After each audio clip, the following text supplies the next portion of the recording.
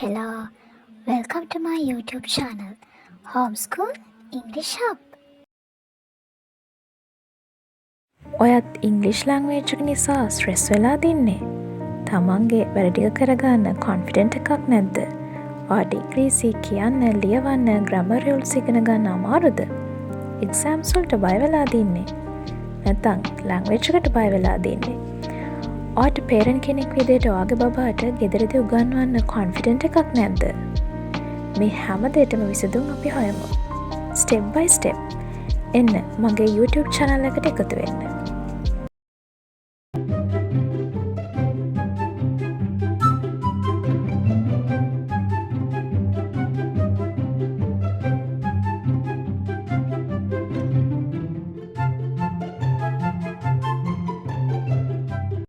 English අමාරුයි නෙවෙයි. අපි අමාරු කරගෙන ඉන්නේ. ඔයාලා ලැංග්වේජ් එකට බය වෙන්න එපා. පළවෙනිටම කියන්න ඕනේ එන ඒ දේ. ඔයා කොන්ෆිඩන්ට් වෙන්න. අමාරුයි කියලා හිතුවොත් අමාරුම තමා. ඒ නිසා හිත හිතේනේ නැතුව ප්‍රැක්ටිස් කරන්න ස්ටාර්ට් කරාම අනිවාර්යෙන්ම ඉංග්ලිෂ් ලැංග්වේජ් එක ඊසි වෙනවා. අද මම ඔයාලට කියලා දෙන්න යන්නේ ලැංග්වේජ් එකට ආසාව ඇති කරගන්න සිම්පලි කරන්න පුළුවන් දෙයක් ගැන. මේක පොඩි ළමයි ඉන්න පේරන්ට්ස්ලට, ඉංග්ලිෂ් ටීචර්ස්ලට, ඉංග්ලිෂ් ලැංග්වේජ් එක ඉගෙන ගන්න යං ලර්නර්ස්ලට කරන්න පුළුවන් දෙයක්.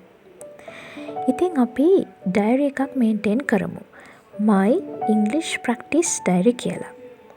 Yes, a diary that helps you to speak, read and write English easily. Let's make English fun, colorful and smart. Let's start.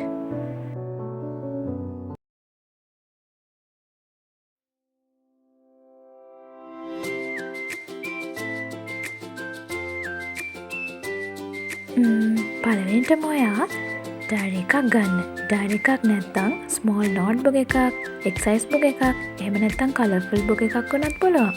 මේ වැඩේට යොදා ගන්න.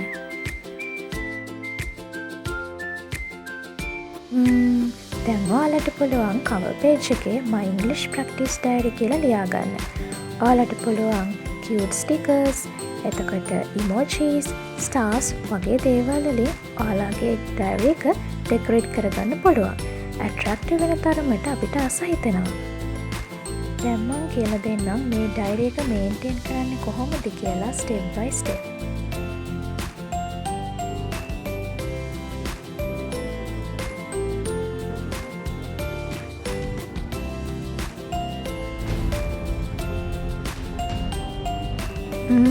පළවෙනි ටිප් එක විදිහට ඔයාලට පුළුවන් දවසට එක මොටිවේෂනල් ඉංග්ලිෂ් සෙන්ටෙන්ස් එකක් ලියන්න.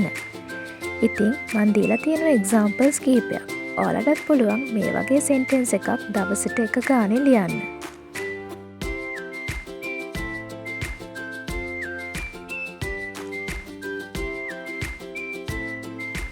දෙවෙනි ටිප් එක විදිහට ඔයාලා දවසට එක ඉංග්ලිෂ් වර්ඩ් එකක් ඔයාලගේ ඩයරි එකට එකතු කරගන්න. මතක තියාගන්න එක ඉංග්ලිෂ් වර්ඩ් එකක් කියන්නේ දවසින් දවස එකතු වෙලා ලොකු ප්‍රෝග්‍රස් එකක් හදාගන්න පුළුවන් ඔයාලට. එක වර්ඩ් එකට පුළුවන් චේන්ජ් කරන්න ලයිෆ් එකම. ඒ නිසා මේක පුරුද්දක් කරගන්න. එක දවසට එක වර්ඩ් එකක් ගානේ ලියන්න. As the third step, you can write your memories, events, whatever happened in today, you can write them in past tense.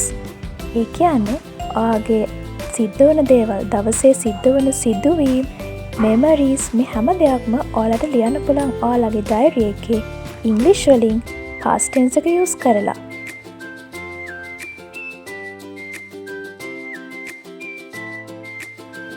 ඊළඟ ස්ටෙප් එක විදිහට ඔයාගේ ෆියුචර් ගෝල්ස්, ඒ කියන්නේ වීක් එක ඇතුළතදී, මන්ත් එක තුළදී, ඉයර් එක තුළදී කරන්න තියෙන දේවල් ඔයාට පුළුවන් ඉංග්‍රීසි වලින් ඔයාගේ ඩයරි එකේ ලියා ගන්න. ඒ ලියනකොට අමතක කරන්න එපා ෆියුචර් ටෙන්ස් එක යූස් කරලා ලියන්න ඕනේ. අන්තිම ටිප් එක විදිහට ඔයාට පුළුවන් ඔයාවම ප්‍රේස් කරන්න. ඔයා පේරන්ට් කෙනෙක් විදිහට ඔයාගේ බබාට මේ ඩයරි අයිඩියා එක කරනවා නම් ඔයාගේ බබාව ප්‍රේස් කරන්න පුළුවන්. ඉමෝජිස් යූස් කරලා, ස්ටාර්ස් යූස් කරලා. ඒ වගේම ඔයා යං ලර්නර් කෙනෙක් නම් ඔයාට පුළුවන් ඔයාටම වැලියු එකක් දෙන්න. ඔයා ටීච කෙනෙක් නම් ඔයාට පුළුවන් ඔයාටම වැලුව එකක් දෙන්න. ඔයා වීක එකක් ඇතුළතදී වර්ඩ්ස් 7ක් ඉගෙනගෙන වීක එකක් ඇතුළතදී ඔයා ඉංග්ලිෂ් සෙන්ටෙන්සස් 7ක් ඉගෙනගෙන ඔයා වීක එකක් ඇතුළතදී ෆියුචර් ටෙන්ස් එකෙන් පාස්ට් ටෙන්ස් එකෙන් ලියන්නේ කොහොමද කියලා ඉගෙනගෙන ඉතින් ඉබේම ඔයා ප්‍රෝග්‍රෙස් වෙලා.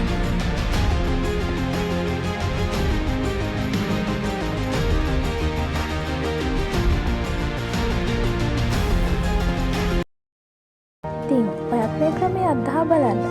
Definitely you can improve your English. Good luck!